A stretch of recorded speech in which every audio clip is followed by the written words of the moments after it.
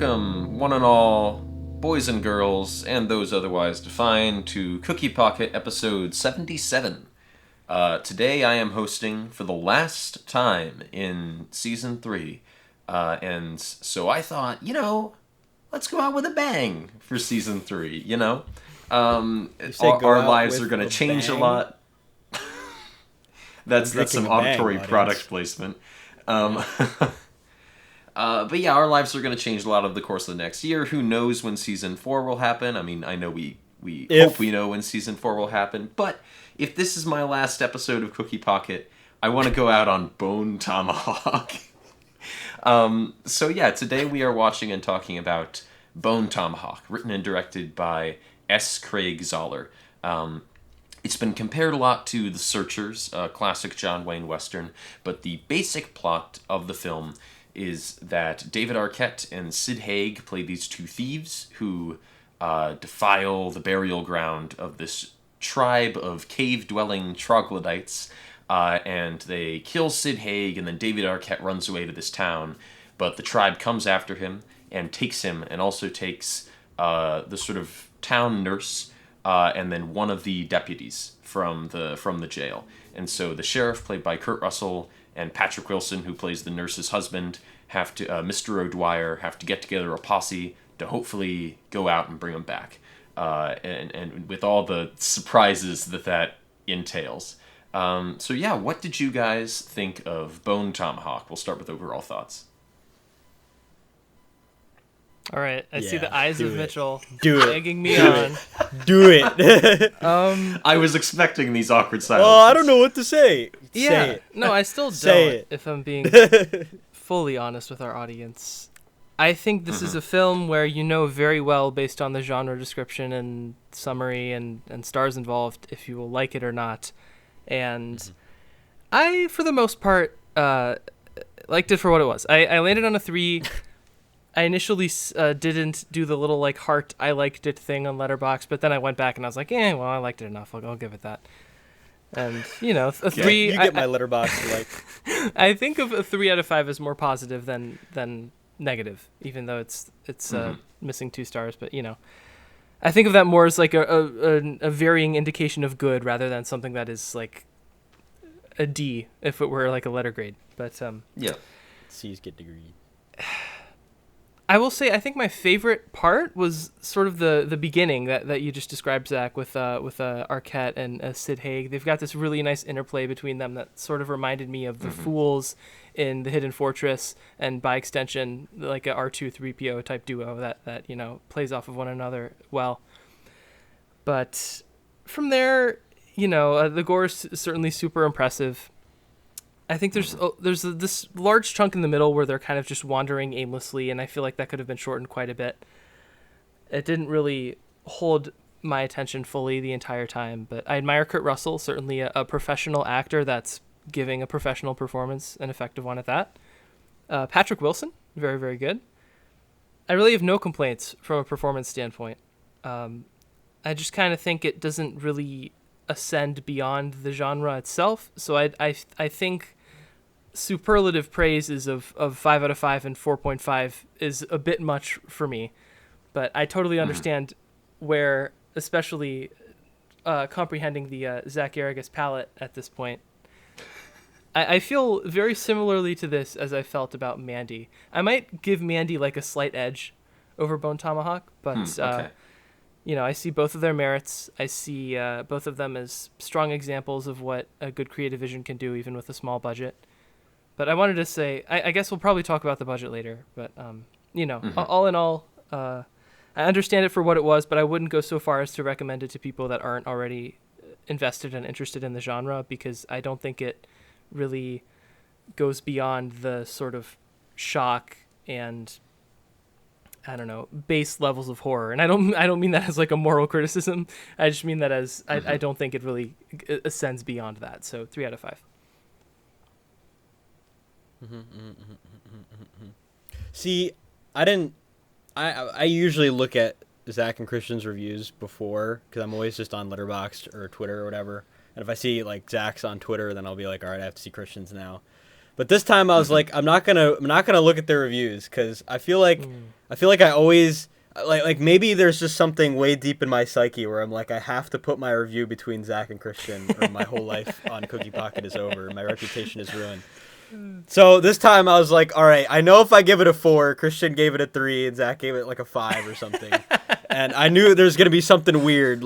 I was thinking, no, Christian had to have rated it lower, or like Zach had to have given it like a 4. I was like, I'm going to give it a 4.5. And I'm just going to hope that it's not right in the middle. I was right.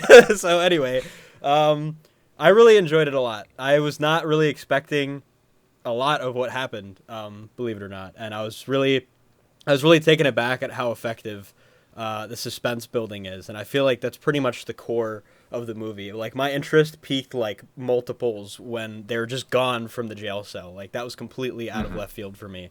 I knew like something was eventually going to happen that was very crazy, and they kind of used the I'm thinking like ranch hand, but not the ranch hand. The when he goes to the barn. Stable boy? The stable boy, Yeah, right? yeah. Thank you. The stable boy goes to the barn and dies. I'm like, okay, that's like a typical like, oh, the first kill is going to start everything, but that wasn't really what started everything, and the investigation kind of becomes like a suspense building scheme, and I think that works fantastically. I do think like there could have been things taken out in the middle, but I do feel like it was paced well, adjacent to the what kind of what you're supposed to be expecting. Like I feel like a lot of what was not happening was as impressive as what was happening, just because whatever is happening is kind of feeding what you're looking for.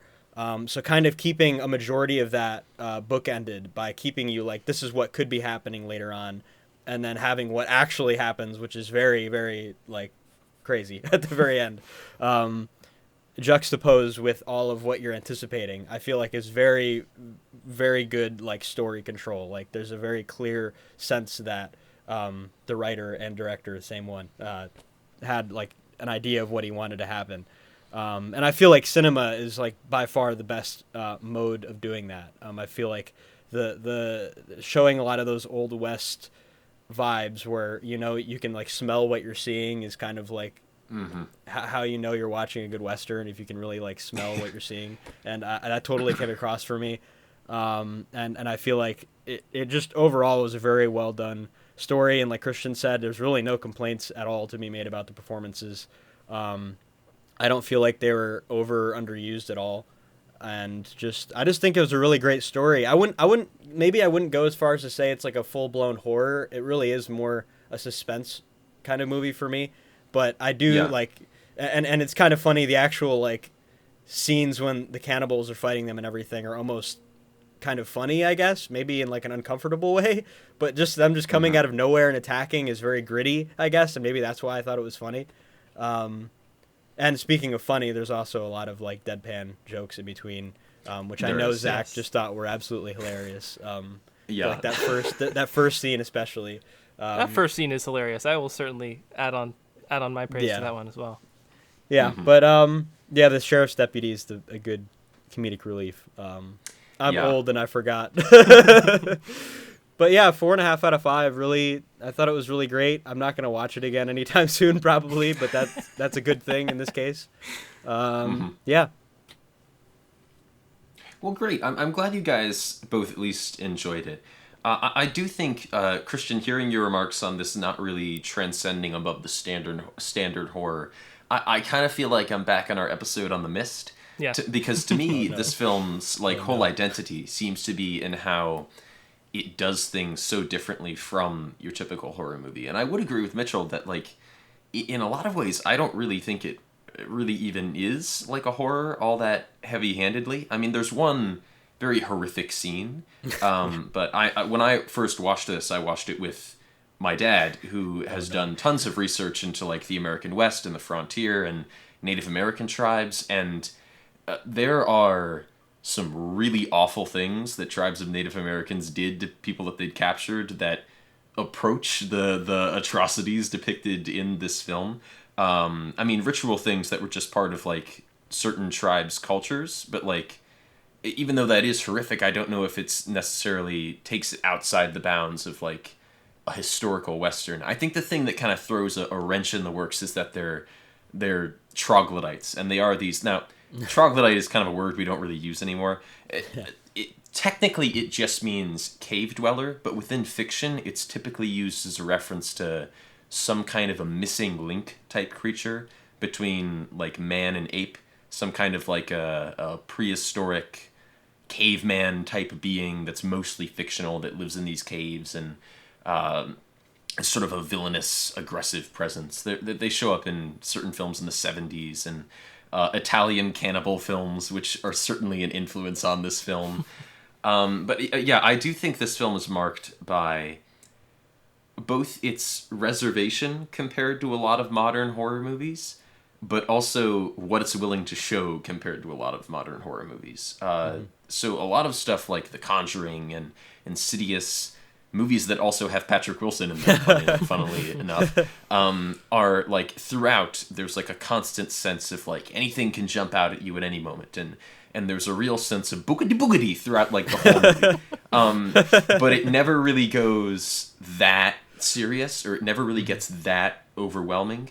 This movie is so patient, and for a majority of the runtime, you really don't see much of anything, and they don't really even encounter much of anything dangerous for a majority of the runtime. And then there is one scene, which we will talk about, where it becomes more horrifying than anything you have ever seen in any Conjuring or Insidious movie.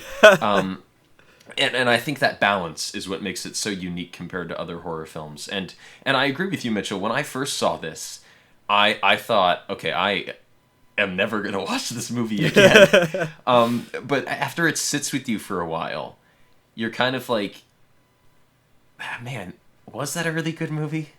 Maybe I do need to watch it again. And at this point, I watch this movie like once a year at this point. And it does, I mean, there's things that I consistently come back to and notice and that work more for me. This time around, I got so much more out of the Deputy Chicory character, and kind of what he brings to the movie. And that flea circus scene, especially, I think really worked for me this time. There's a scene where he's talking about, like, because he's kind of like, and we'll segue into the rest of our conversation here, because I'm kind of going outside my original thoughts here, but Deputy Chicory is sort of a naive man. It kind of feels like he's not really built for frontier life, and he is this kind of, like, optimist that probably shouldn't be in the really serious situation they're in. By all accounts, he wouldn't really be all that useful. And they're captured, and they've just seen this horrible thing happen, and he's talking about a flea circus that came to town, and his wife, who's long since died, like, was like, oh, it's all faked. But he was like, no, I can see the fleas. Clearly, the fleas are doing all these things. And the woman that's in the other cage is like, oh, yeah, well, other flea circuses are fake, but that one was real. And then he's totally willing to believe her, just because he's a positive, good person who wants, like, magic to be real. But then she, like, turns and winks at Kurt Russell, and it's clear that he's believing in a fairy tale. But it's like, you know, it's a good fairy tale, and if that motivates him, is that so bad? I think it's a nice little moment. But I've talked enough on my opening thoughts. I think it's a 5 out of 5. It's one of my favorite movies. I really love this, and it's probably my favorite movie from S. Craig Zahler, even though I do like the other two that he's made quite a bit as well. But we talked about the genre a bit. I've talked about the genre a bit. This film is a Western, but also prominently incorporates some horror elements, specifically from Italian cannibal films, like I mentioned. How well do you think the film merges those two disparate genres? Does this feel like more of a horror movie or more of a Western to you? Or do you think it rides the line pretty readily? Probably more of a Western. And I just want to say, I think oftentimes Zach and I use the same words to say something different. Like, when I look at a film, like my comments about it, like a rising above the genre or whatever, I mean that sort of more thematically, whereas not in terms of the technical way it was made. Like, for example, I think one of the real positives here is the way it's shot. I've read in other reviews that it's non-cinematic or whatever, but I like how limited every image is. Especially by the time we get to the final act, and like Mitchell said, the troglodytes just kind of like appear out of nowhere. And part of why that works is because there's such a limited like scope of vision the whole film, I think. So I see that as a positive. In terms of genre, I would just hesitate to call this a thriller to anyone, because I think horror-averse people might sometimes direct themselves toward a thriller because they think it's less gory or, less abjectly horrifying.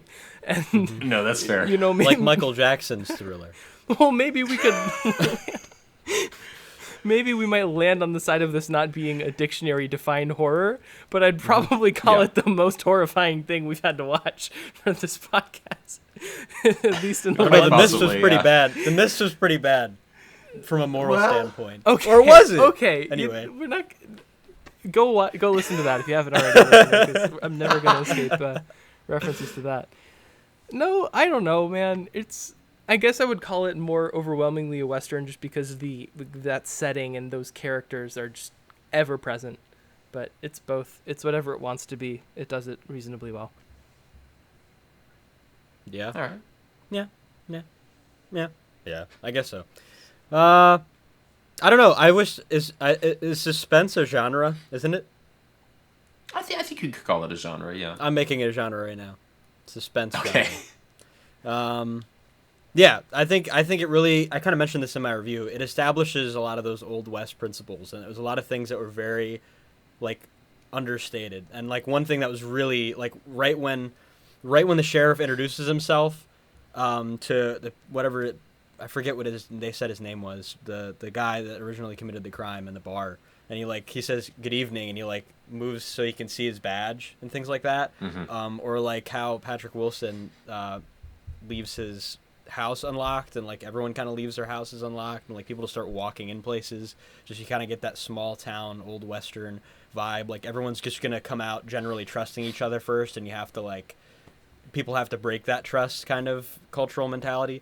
And the biggest thing I think is the commitment that all of their kind of assumed, you kind of just feel good about seeing them go and save O'Dwyer and Nick. And I think that there's no question about what their motivation is. It all kind of just seamlessly falls into place for the viewer because of the fact that it really follows a lot of those Western principles. The sheriff is trying to protect his town and has a very committed role to that. And it makes perfect sense that he'd want to help O'Dwyer, and obviously he's the husband, and they kind of really harp on that, him being very committed to being a husband and things like that. And there's a lot of these traditional values that were really overstated in the Old West. And I think, and the gunslinger has a revenge kind of plot, as we kind of get a very small taste of that as well.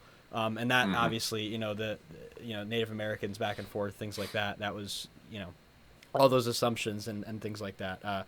And I just think that works perfect. It feels much more than just a skin or a backdrop. I think it really kind of defines the tone for you, and having these almost supernatural kind of events happening, and having these cannibals that are just, you can just kind of just barely believe that they're real, but you could, if somebody told you that there's a story that this happened, and they told you 100% that it was real, you could probably believe to some extent that it actually happened.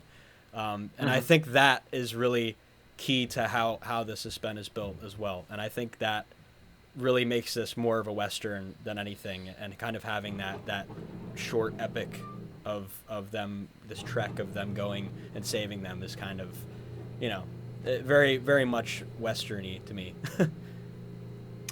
Yeah, and I think it definitely does feel inspired by Western serials in the way that it's constructed. It feels, and this is going to sound kind of crazy, but in a few ways, the way that this movie is laid out and the way that it makes me feel reminds me a bit of Temple of Doom. I knew you were going to say when I was a kid, Nice. Temple of Doom was one of those movies where, when you're a kid, you watch movies and you're told, yeah, you can watch this movie. But while you're watching it, there's a mood throughout them that makes you kind of feel, I don't feel like I should be watching this. It feels a little too adult to you. And I think Bone Tomahawk is the adult's version of that, where even at 21, I watch this movie and I'm like, this feels a little bit off. I don't know if I'm old enough for this movie. For Bone Tomahawk. But I think in the same way that Temple of Doom and like a lot of these older serials kind of plunge you into the depths of depravity and horror so that the last act feels so much more tense and exciting, I think Bone Tomahawk does the same thing. It really plunges you into this awful situation so that when you come out the other side of that kind of section in the middle and we see O'Dwyer limping along, like coming to the rescue, quote unquote, you're even more tense. You're even more in the mindset of, my God, this guy is screwed. So that when he does miraculously sort of fend for himself and display a way of like outthinking these creatures, you're like, wow, I'm so excited. There's a sequence where he's kind of ambushed while he's kind of passed out asleep, and he's ambushed by two of the troglodytes, and he shoots one, and he manages to snap the other's bow, and there's so the other one is going for a tomahawk while he's trying to reload his weapon, and it's the tensest thing in the world as he's like scrambling and shuffling around, and the troglodyte is just kind of absent-mindedly looking around for something to hit him with. And I think it's scenes like that where that tension really wouldn't be there if we hadn't seen that violence beforehand. So yeah, I do think it reflects the tension and excitement of kind of a classic Western. And I do appreciate the way it's shot as well, Christian, which is kind of similar to classic American Westerns. Everybody nowadays thinks of like Westerns as being really stylized and having that like soundtrack, but that's mostly an Italian Western thing, which we talked about Fistful of Dollars at the beginning of the Italian season. sympathy. The American Westerns of like the 50s are very kind of cut and dry. This is a shot. This is a shot. Hype. This is a shot. And I think this sort of reflects that in a lot of ways. So I would agree, I think that it's more of a Western, but with horrific elements. But I would also agree with you, Christian, that as I said beforehand, you said in your review, this is not a movie for Nana. This is not a movie where your grandfather goes, well, I like John Wayne. What do you think I'll think of that Tomahawk movie? Kurt Russell is yeah, John Wayne. This is not a movie that that Grandpa should watch because he liked Gary Cooper. Okay, so like a lot of other films we've talked about on the show, this film has its origins in a book. S. Craig Zahler, the writer and director, is actually an author originally by trade, and he wrote a book called Wraiths of the Broken Land that the producer of this film wanted to make into a movie. But they had a pretty limited budget. This film was only made on a budget of $1.8 million, which seems like a lot, but that's like pennies compared to what a lot of period pieces and a lot of movies are made for nowadays. So Zahler decided that they couldn't make an adaptation of Wraiths of the Broken Land on that budget, so he wrote Bone Tomahawk as a smaller, more attainable Western that they could make using that budget. So my question for you guys is, can you tell that this is a film directed by an author, and how do you think that shows through? That's a good question. I think it shows in the scenes he decides to include to portray the characters early on, sort of before the conflict erupts. Like the moments we get between the O'Dwyers, for example, is probably most significant. I don't think I would have been able to guess that he wrote it just based on his visual choices, but I think it's a strength, and I'd also compliment, like, there's this idea in cinema that, you know, there's like the George Lucas school where you just write it and then you force people to figure out how the heck to do it, but you're not going to write to the confines of what you have. Or you more practically write to the, you know, budgetary, whatever constraints you have, you write something that you know can meet those limitations. I would say that I would have no idea that this was written with limitations in mind. It feels very organic to me, at least. So I guess I would call that a compliment to Mr. Zahler. Also, shout out Richard Jenkins for his second showing on this season of Cookie Pocket after playing Josh Radnor's retiring professor in liberal arts. That's right. Yes. I didn't even think about that. Yeah. He's packing a lot more heat in this episode. I would say a lot of the actions, kind of what I mentioned with showing the badge and things like that, very much like could easily be written. and could be very like, I don't know, written well. I'm running out of words. I don't know what's going on. Me too. But yeah, from a literary standpoint, I mean, like I was saying, I feel like a lot of those are just serving the building of the suspense the way that they did. I feel like made a lot more sense from a cinematic standpoint than from a novel standpoint, especially because you're kind of left a lot more to the imagination, and you're kind of wondering a lot more like what actual damage the cannibals are doing. I just have to imagine that they'd have to do a lot more with like what the troglodytes are doing, and maybe even give some perspective from Mrs. O'Dwyer and things like that. I think that would have made I think that would have made a lot more sense. I feel like there would have been a lot less that they could have done with. But I mean, in terms of like the budget, honestly, it didn't really feel like it was that low budget just from the outset. But once you kind of start getting a sense of the cinematography, like Christian mentioned, I feel like once they started to keep things really contained, and the conversations that they had were like relatively simplistic and kind of led to events that wouldn't really need to be explained with anything that would cost a lot from a production standpoint. I think that also helped serve the kind of the setting, because they weren't speaking simply enough where it felt like it was dumbed down language, but they were speaking simply enough where you kind of knew what they had to do, and their actions were going to eventually speak a lot more to their abilities than anything they would say. And I feel like that having those conversations that they have, just giving little nuggets of their personality, made a lot more sense, considering the budget. Because if they're saying, oh yeah, I did this and that, and I could do this and that, and all like the different skills and abilities and talents and their past and things like that, it makes a lot more sense in this smaller scale. And kind of just getting bits and pieces of them while seeing how they react to the situations, and letting the camera speak a lot more made tons more sense. And I think the budget was really an afterthought for me, honestly. It wasn't really on my mind very much. Even with the actual gore and everything, wasn't really that, it didn't really stand out to me in a bad way. Mm-hmm. Yeah, I do think they used this budget really well. I mean, when I first watched this, now I kind of do recognize the way that it looks being low budget. I mean, Zahler usually shoots things pretty starkly anyway. That's a consistent thing in all three of his movies. But there's almost like a quality to the image that you can see a lower budget in once you've kind of shot enough stuff and worked with enough stuff. But when I saw this back in like 2016, 2017, I would have had no idea. And they shoot a lot of scenes. Bright Hope, the town that they start out in, was the Paramount Ranch, where they shot like episodes of Gunsmoke back in like the 50s. So they were using pre-existing sets. The cave that the troglodytes live in was an existing set on the Paramount backlot.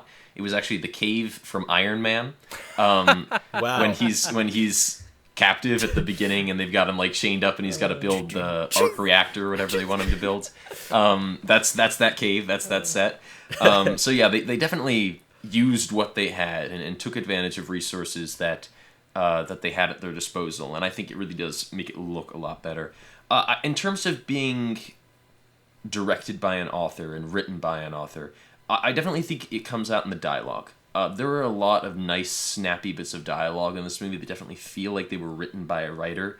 And some of them are pretty minor things. But like the scene where Kurt Russell wakes up in the morning and the barkeep like comes in to tell him like, oh, they raided the barn last night, and here's this arrow, and he just says, "Why are you in my breakfast?" Like it's a very like charismatic line. It reminds me of No Country for Old Men. When we talked about that way back in season 1, we talked about these little lines of dialogue that every writer kind of wishes they'd written. I think there are a lot of moments like that in this, when everyone's talking in the bar, and then the sheriff and the posse leave, and the mayor turns to everyone and goes, "Does anybody know how to spell troglodyte?" And I think that whole dynamic in the bar well, where end of chapter, yeah. I think that whole dynamic in the bar as well is the bar is a great place to, I think, flesh out the town, where we learn so much about the town and the people who live in it just by the way they interact with each other. It's pretty clear from that section in the morning where they're talking about what happened in the bar and everybody comes in, what are we going to do? It's pretty clear that Bright Hope is a town that is pretty much run by the mayor's wife, but she couldn't run for the position, so she had her husband run, and he's technically in charge, but she runs everything through him. And you get that through like 2 or 3 lines of dialogue and just a few looks between them. And it's things like that, I think, establish that this film was crafted by someone who had spent a lot of time in this story and with these characters and in this world, and really knows what he's writing about and what he's shooting. Okay, final question before we go on to final thoughts. It's finally come time to talk about that scene. We've beat around the bush quite a bit, but we'll take it right out and talk about it. So basically, the scene that we've been kind of talking around this whole time. Most of the movie, this posse is headed to the troglodyte's cave to rescue Mrs. O'Dwyer, the deputy, and potentially the drifter played by David Arquette, who set this whole thing off. And they get there and are immediately ambushed. This sort of cocky gunslinger that they've had with them the whole time, who's been talking himself up, and the amount of Native Americans he's killed, is hatcheted in the face like immediately. And Richard Jenkins and Kurt Russell are thrown into a cage where they are forced to watch the deputy get taken out of his own cage and then bisected directly down the middle while he is alive. And it's this horrifying scene. It's the first thing that Kurt Russell and Richard Jenkins see immediately after they've been coming in to play the Western heroes and rescue the captured woman, and it immediately just deflates the rescue attempt. So my question for you is, how did you react to that scene while you were watching, and do you think it needs to be in the movie? First time with Chipotle. You got some silence. That's all I'm going to say. Well, I think based on the, this being like the thing that everyone talks about in this movie is probably a good indicator of its, lasting impression at the very least, regardless of your opinion of it. I think I can't remember what I said. I definitely only half watched some of it. And it's still burned into my brain, even though I looked away for a second or two. I think probably the best part is Kurt Russell is like, we'll avenge you or something, and it's just like, jeez, I don't think you will, man. The futility of that, whatever it is he said, that's probably, I don't know. I think the most purposeful part of that scene as a whole, and probably what makes it work in context for me.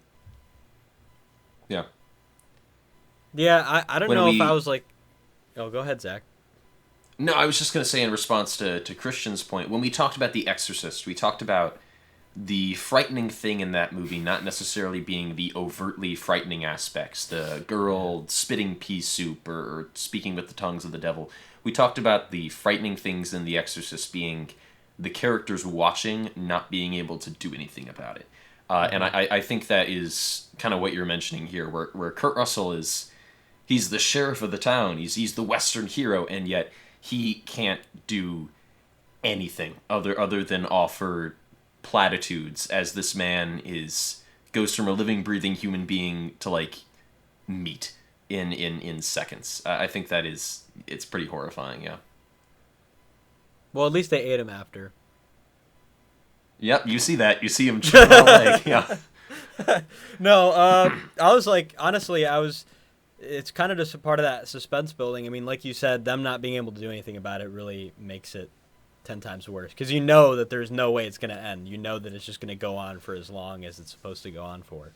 And I think just having him, just dragged out and just barely becoming conscious and kind of just helping as much as he can with all the information about the runaway dude. And, they just killed him and ate him, and his name was this, and then, and then just honestly, once they started scalping him, I was like, I hope they do something else, because this would be really disappointing if they're just scalping him and then he's just what, is he gonna eat him or something? It's ridiculous. And then they turn him upside down. I'm like, oh, okay, we're doing one of these numbers.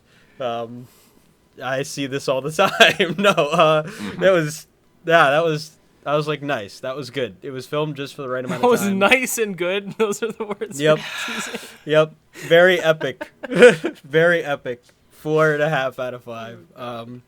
I'm sure it's on the rundown in some capacity. But, yeah, I think it was really effective. I think it was totally necessary. And like I was saying about kind of bookending the film with it, and especially having the Patrick Wilson scenes after, you're like, I really hope they don't get him now, you know, because we've seen what they do. Yeah, definitely. And when I originally saw this, I was thinking of it as like a traditional horror film. And the biggest thing I came away with was I wish they hadn't shown us that. I wish we just heard it. And then that would have been like more traditionally horrifying, because there's the old horror film thing of like what your brain comes up with is so much more frightening than what's on the screen most of the time. But now, several years removed, I do think I disagree with that, because I don't think that scene is going for like the horror movie effect. It's not going for, oh, aren't you so scared right now? It's not going for, oh, girls at a sleepover all like yelling and covering their eyes with a blanket. It's going for utter human devastation. Yeah. And it's like at the end of that sequence, after he's dead, after Nick has been torn apart, Kurt Russell's character, all he can do, like, he doesn't scream, he doesn't yell, he doesn't cry, he just sort of like deflates and sits back, and that's all he can do. And as a viewer, I think you're in a very similar circumstance where, like, especially watching this for the first time, if you're not quite sure what's going to happen, they scalp him, and then they like shove the scalp in his mouth and like pierce at the back of his throat, and then they tip him over, and it's like a situation where it's constantly escalating, and you're like, what are they gonna do? And when it eventually ends, you're in this heightened state where the film has built you up to like gripping your seat and breathing through your teeth, and then all you can do is just deflate. I don't really think it's a scare. I think it's a sadness. It's like a sorrow. It's a disgust. It's very interesting. It's one of, like, it's horrific, but it's horrific in the way that like a war atrocity is horrific, not in the way that like a scary faced man or Pennywise going woohoo, or Saw. Like, it's not horrific in the way that Saw or Pennywise is. It's a very human, instinctive approach to horror, and I do think it escalates everything or elevates everything afterward. Especially when they eventually bring Kurt Russell out and they cut him open and they put the flask in his wound, which, if the first scene wasn't in this movie, would probably be the scene that everybody talked about this movie because of. And when that happens, you think, he's a goner. There is no way he's going to get out of this. And then when it does spin around, even though it results in that character's death, it's its own form of victory, because at least they didn't eat him. At least they didn't do to him what they did to Nick. Yay! Yeah, it makes the movie very grim, and even the most depressing of things become their own small victories. That's everything that I had to ask.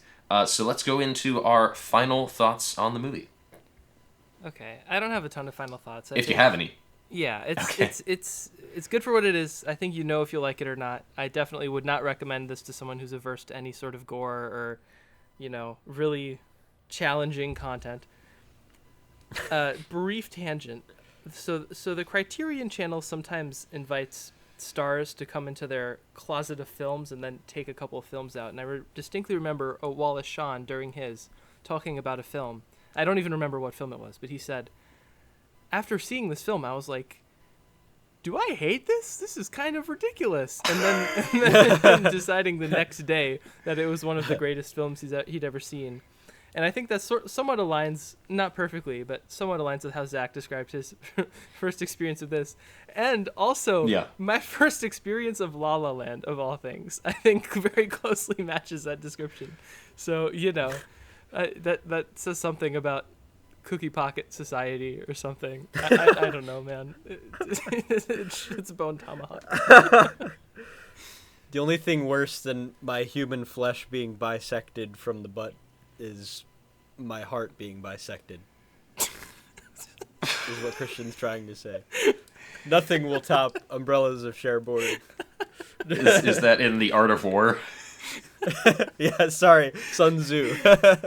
No, General Patton. But I really enjoyed this a lot. I think maybe some nanas out there have seen some stuff, but who knows? I think it pretty much is what it says on the tin. It requires a little bit of patience and a little bit of understanding of the director's intent. I think would probably help.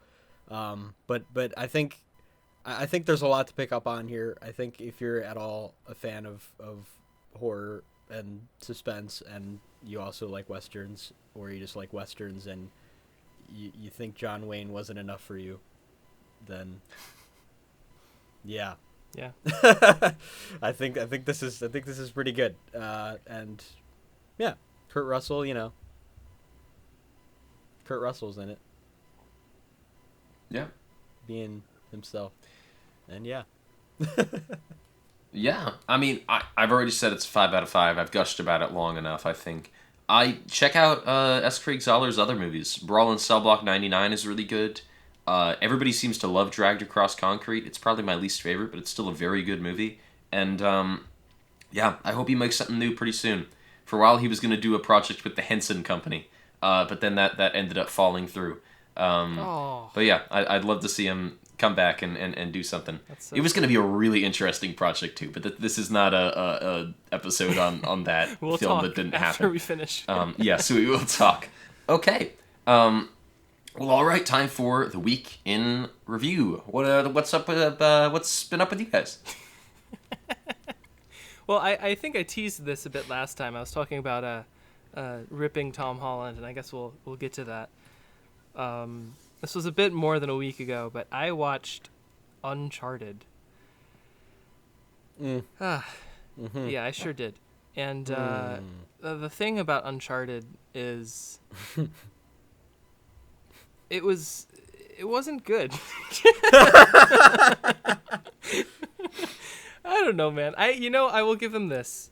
It got ripped pretty much universally among like Uncharted fans of the video games, of course, which this is adapting. When they announced that the casting for Nathan Drake and Sully was Tom Holland and Mark Wahlberg. And I'll say, like, Wahlberg is at least, like, fine, but he's not great. And Holland is just, like, boring. I mean, it's weird because I'm someone who really loves a lot of what he did in the MCU. I think a lot of his acting as Parker and Spider-Man is really impressive. And, maybe I ought to give John Watts and co. more credit in that regard because I really just get nothing from him. They're just, like, half-baked moments of peril where Tom Holland just goes, oh shit, and we're supposed to be like nervous or excited, and I'm just not. It's not funny, and it's in this uncomfortable mid-budget zone. I think it was a little over 100 mil, and yeah, mid-budget, over $100 million. Jeez. Anyway, like they can't bake any real like action stakes. Like the one big kind of set piece of it is like very CGI cleaned over. And it's just, it's very frustrating as someone who wanted to at least enjoy it for what it was.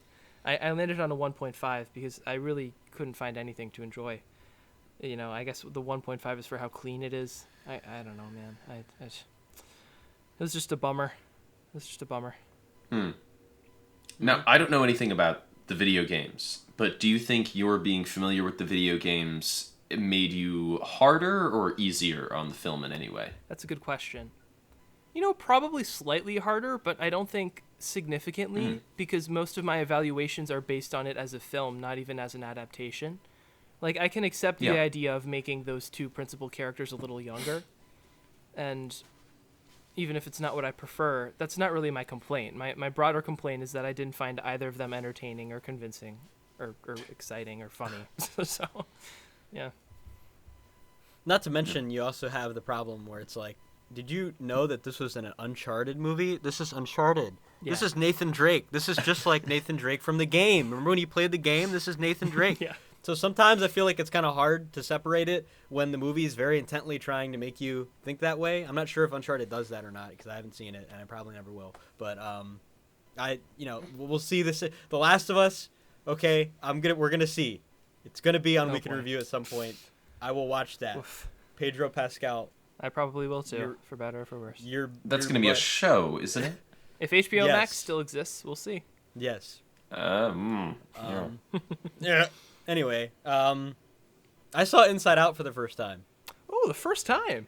And I don't know why I never saw it. It's kind of just how it happened. I was like, it looks all right. Everyone likes it. It's about emotions. I don't know what those are very much. But then I was like, all right, I guess I'll watch it. And I really, really enjoyed it, honestly.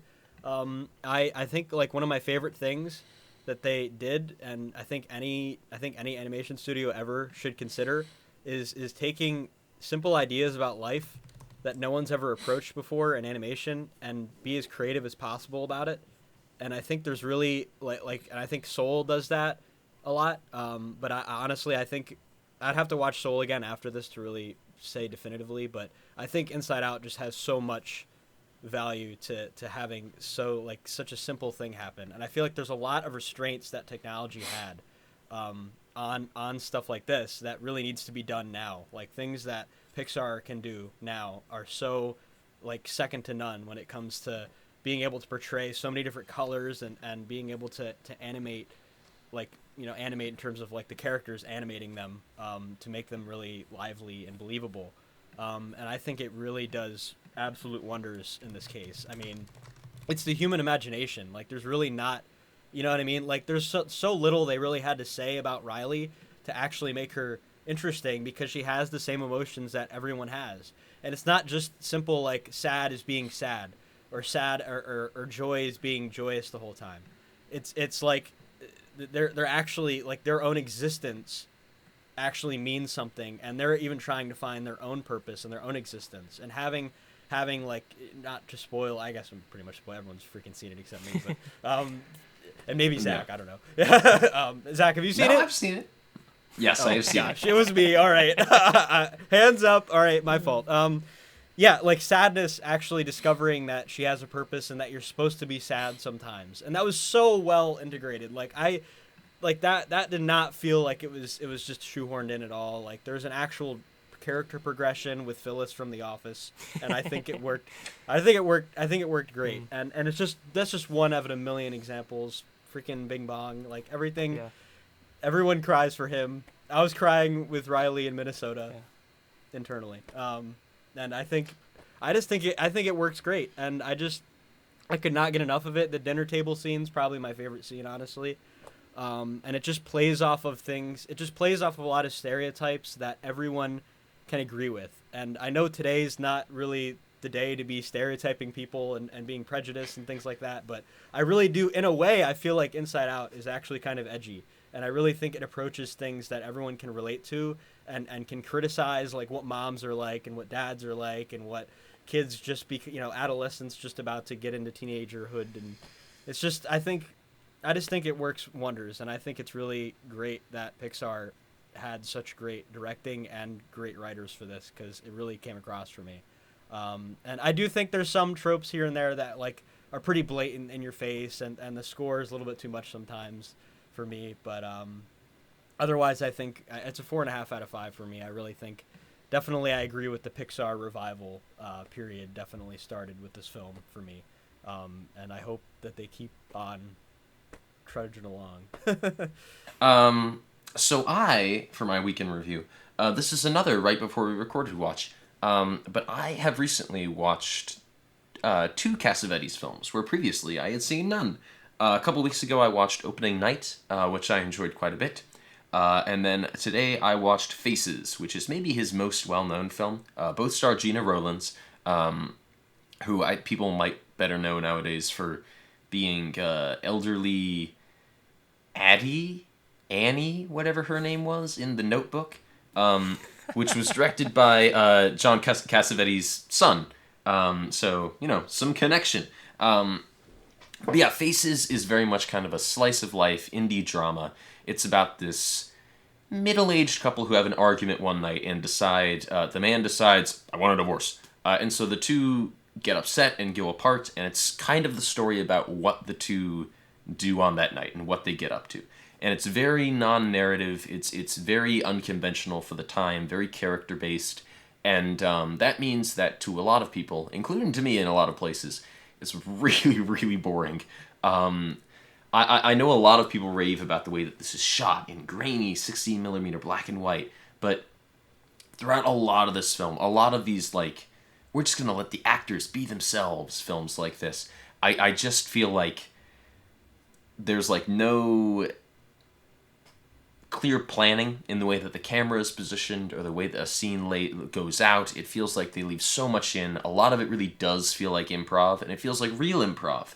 But sometimes I go to a movie to watch a scenario where people don't just, like, say tongue twisters for 6 minutes, you know?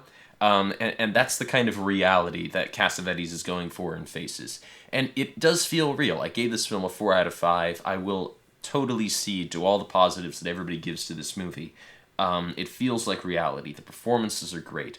The improvised dialogue feels so natural. Cassavetes was an actor himself, so he understands actors and knows how to work with them, and that does come across, but you really have to be in the right mood for his movies, because if you want something with even a note of excitement or drama or almost a fictitious drive to it that you wouldn't find in reality, you're not going to find it in Cassavetes films.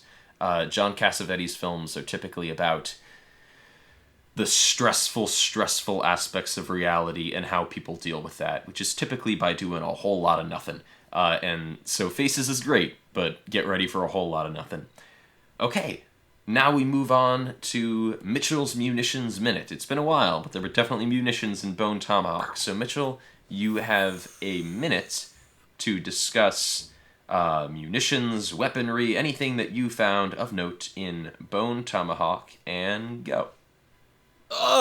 Winchester Model 1892 was the one that the cannibal was like at the end, and he's like, it's a saddle ring, which means, I don't know, the ring that you actually use to cock it is special looking. I don't know what that means, but yeah, it was supposed to be like a prototype automatic firing gun. It was actually originally designed by John M. Browning, which you probably heard Browning before, because a lot of Browning machine guns were made later.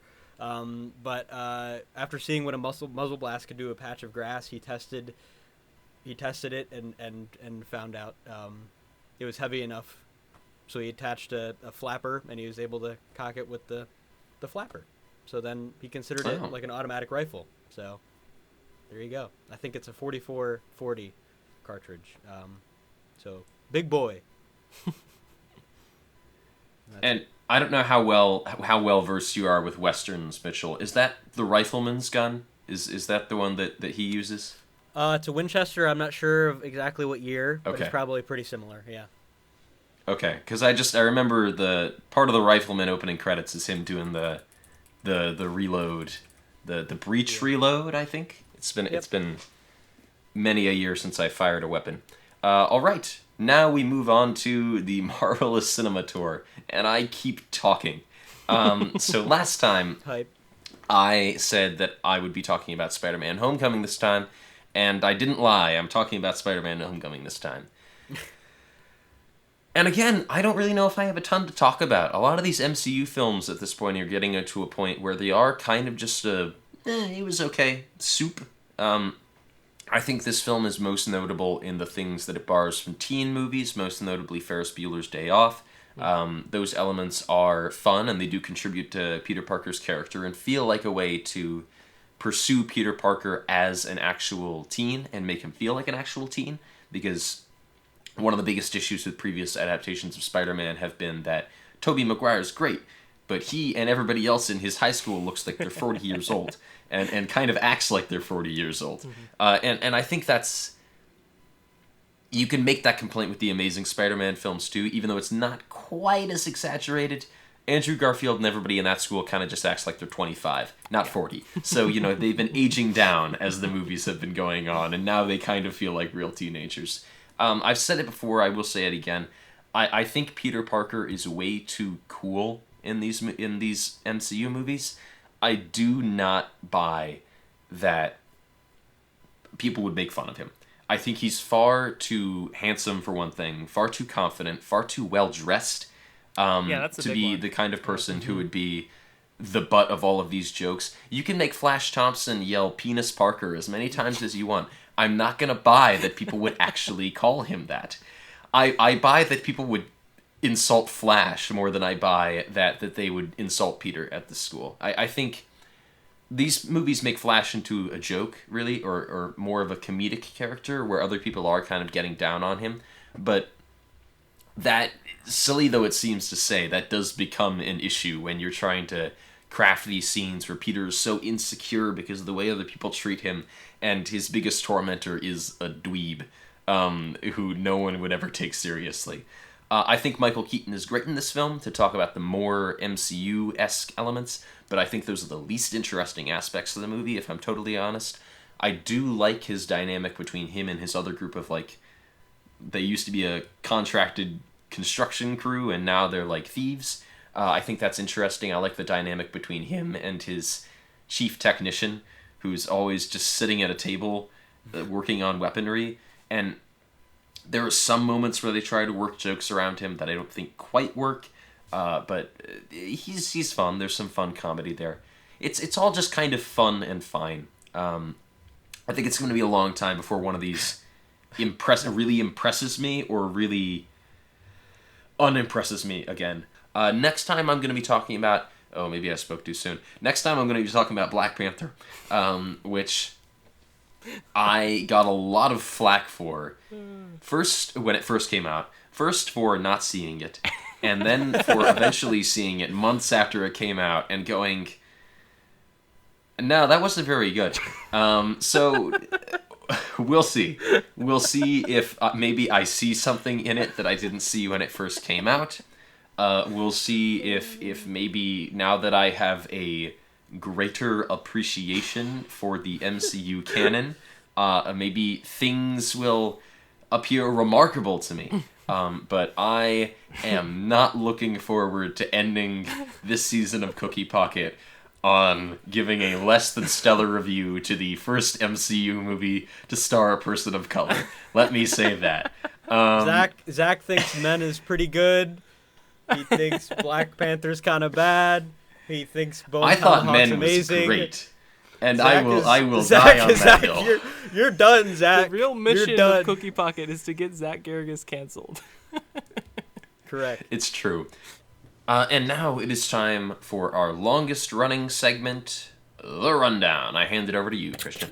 Oh, thank you, Zach. I appreciate that. Well, I'm going to hand it straight back to Zach because he's going to lead this one off. But, Mitchell, are you ready to be tomahawks? Yeah, okay, cool. Okay. And 3, 2, 1, go. 16 major veins in the human neck. 4 to 5. Just getting on with the task. 4 to 5. Sid Haig. 4 to 5. Combining Western and horror. 3 to 5. When the doctor's in his cups. 3 to 5. One's uncle having an acquaintance with a man who used to be a doctor. 4 to 5. Tincture of opium. 4 to 5. A Gus that learned an instrument. 4 to 5. Squirtin' lemon juice in David Arquette's eye. 4 to 5. Corn chowder. 3 to 5. Why are you in my breakfast? 4 to 5. Somnambulism privacy. 4 to 5. Educating 2 Mexicans on the meaning of Manifest Destiny. 2 to 5. Not an attractive horse. 3 to 5. Does anyone know how to spell troglodyte? 5 to 5. Spilling from the saddle. 4 to 5. Saucy the horse. 3 to 5. Patrick Wilson. 4 to 5. 2 seconds. That scene. Time! All right. Wow, that's quite a bookend. Zach, one of these days it'll be enough to, render you unhireable. Yep. One of these days I'm gonna run out of rope. Yep. But okay, this has been my last episode of Cookie Pocket for the season. I now hand you over to Mitchell to tell us what we're going to be talking about next time in our Season 3 finale. Hold on, I have to bring it up because I wasn't ready. Oh, no. It's going to be something to cancel. Zach. David Lead. Bridge on the River Kwai. 1957. Hey, okay. Epic. Alec Guinness. Best role. Dab. William Holden. It's great. British in it. Wow. They're going to win. So not only will we have 2 Richard Jenkins appearances this season, we'll have 2 Alec Guinness appearances as well. Yeah. Hey. It was the highest grossing film of 1957. Wow. All right, well, that will be neat. So if you're interested in hearing us talk about Bridge on the River Kwai, or in hearing our Season 3 wrap-up, which we always do a bit of a short discussion at the end of these seasons, talking about all the films that we watched through the episodes, then join us next time. In the meantime, check out Bone Tomahawk. We hope you've enjoyed in the episode, and arrivederci.